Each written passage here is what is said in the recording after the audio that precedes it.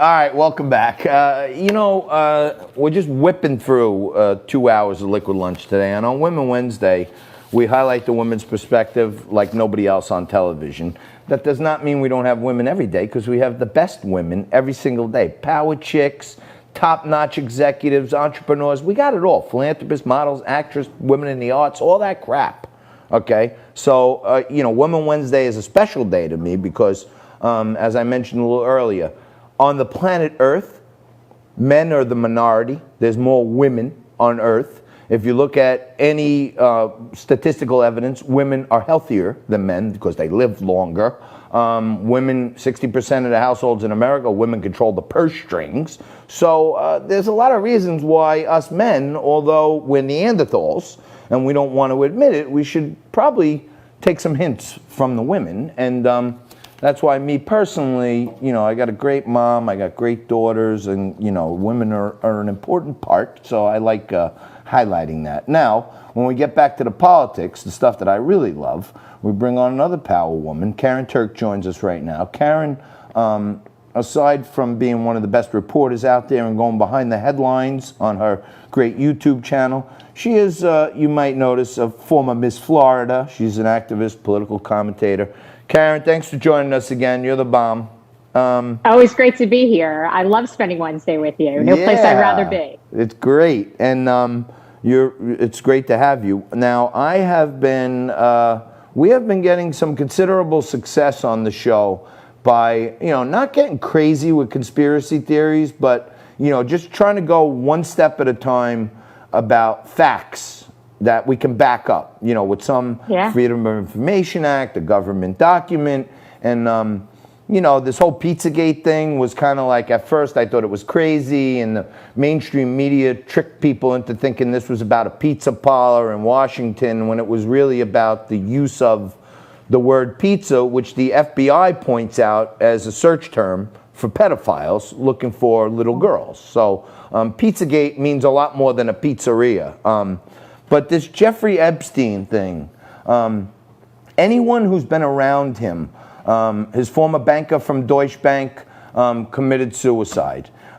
His buddy, in part of the big mega donor Bing, he committed suicide. The judge who just took on the case looking into Jeffrey Epstein's connections to Deutsche Bank, her son got shot at her front door last week.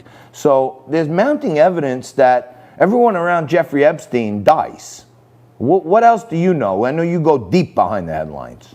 There's so much to this. And, I started watching this unfold years ago, being from Palm Beach and living down here in South Florida. This was a big story, even going back into the late 2000s. I mean, before, he was arrested the second time, before this broke, before he committed suicide. There was a lot to this. And I've been following this story since the beginning. And there's a lot of twists and turns, but when it comes down to it, this is a really big pedophile network. It's a really big ring.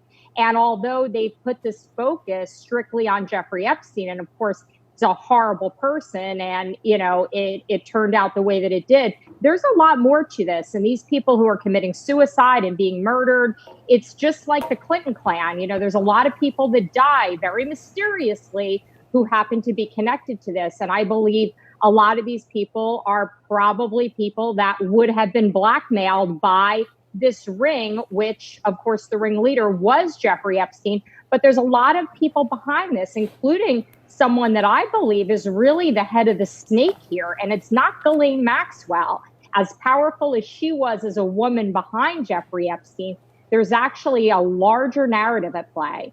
No question about it. And, you refer to them as the Clinton clan. I refer to them as the Clinton cartel, because it just seems like they're always running some kind of ring. This Clinton Global Initiative was one of the biggest scams in history. It was just a way to funnel money to Bill Clinton when Hillary Clinton was the head of the State Department. And I don't know if you saw this show on Netflix, but it's called Operation Toussaint. And it's about did you see this? It's about. I didn't see this. I did hear about it, though. I read a little bit about it. Yeah, it's about a former Navy SEAL who just decided that he was going to get his retired Army buddies and go out there and try to track down and stop sex trafficking where they could. And these guys are like trained assassins and intelligence men. And it turns out they go on this mission to Haiti. And they're talking about, you know, how bad sex trafficking and human trafficking is in Haiti. And it just turns out that the Clinton Global Initiative got so much money that they raised supposedly for Haiti. And it seems that it's a hotbed for child sex trafficking. So it seems like the connections never end with the cartel to me. It's not just the cartel, and I mean certainly they are part of this whole thing, but you know, it's the globalist initiative in general. I believe that a lot of these globalists, these billionaire globalists, are completely out of touch with reality, and that goes for, you know, Bill Gates, it goes for George Soros, it goes for Jeffrey Epstein when he had the power that he had, and most certainly also the man that I believe is behind a lot of these Epstein scandal is Les Wexner. And Les Wexner is, you know, was the head of Victoria's Secret. And you can put the ties in here again and again and again with how he was connected to these network, and the facts don't lie. And when you follow the trail, you realize that this was a much bigger thing than just Epstein having masseuses come to his Palm Beach mansion or, you know, procuring girls in New York for himself. This was his billionaire friends. This was a globalist initiative. And these are the same people that again and again come up in all of these stories that I do on Behind the Headlines TV. Once you start to dig deep, you realize that a lot of these globalist billionaires, their agenda isn't aligned with, you know, the freedom of the people or what's right with the people. In a lot of ways, it is a cartel itself. Yeah. So when you're talking about the global elites, we're talking about the Rothschilds, the Bilderbergs, the royal family is, you know, Prince Andrew and others are kind of tangled up in this stuff. So on Behind the Headlines, and guys, if you're watching, we're doing great on YouTube. We're getting a lot more views. We're getting subscribers. But you got to go out and check out Behind the Headlines TV on YouTube because Karyn Turk hits it hard. But it does seem like there are a lot of connections. Bill Gates, Anthony Fauci, Bill Gates' dad was friends with Anthony Fauci, George Soros. All these people seem to always come up. There's these odd, like, you know, 7 degrees of Kevin Bacon. They're all connected somehow. Is it like a billionaire cult, you think? It's the 1 degree of the World Economic Forum, and every single one of these people attends that meeting in Davos. These are the people that really control, if you want to call it a shadow government, they control a shadow economy and a shadow government that is governed by a globalistic agenda. And they are really truly the ones that push the narrative in this country. The things that you see on the media and you see on the news, you know, that's the message that the news wants you to hear.